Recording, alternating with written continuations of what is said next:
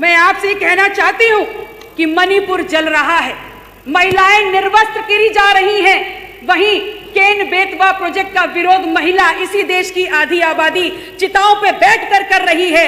इसी देश में महिला पहलवान सड़कों पर प्रदर्शन कर रही थी। इसी देश में एलपी सिलेंडर की कीमतें बढ़ते हुए, एलपी सिलेंडर की मांग बढ़ते हुए समस्त मजदूर अपने प्रदेशों को पलायन करने को मजबूर हैं। लेकिन अगर आप देखेंगे गौर से तो इन तमाम घटनाक्रम के बीच में हमारे देश का प्रधान सेवक गांधी जी के बंदर बने बैठे हुए हैं। वो कहीं झालमुरी खा रहे हैं तो कहीं फोटोग्राफी कर रहे हैं, कहीं बच्चों के साथ फुटबॉल खेल रहे हैं। ये कैसा प्रधान सेवक है इस देश का जिसकी पॉलिटिकल पिकनिक खत्म ही नहीं हो रही है।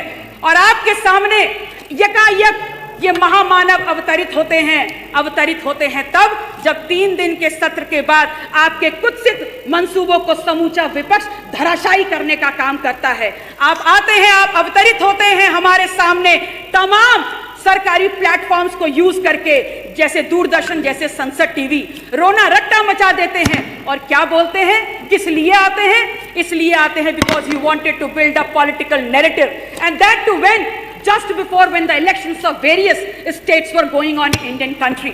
आप एक बार आपने पुनः अपने सोच, अपने कर्तव्यों के द्वारा, अपने क्रियान्वयन के द्वारा इस बात को स्थापित कर दिया कि आपने हमेशा संवाद के ऊपर विभाजन को चुना है। आपने इस बात को स्थापित कर दिया कि आपने हमेशा अपनी अकाउंटेबिलिटी के ऊपर आपने चुप्पी को सुना है।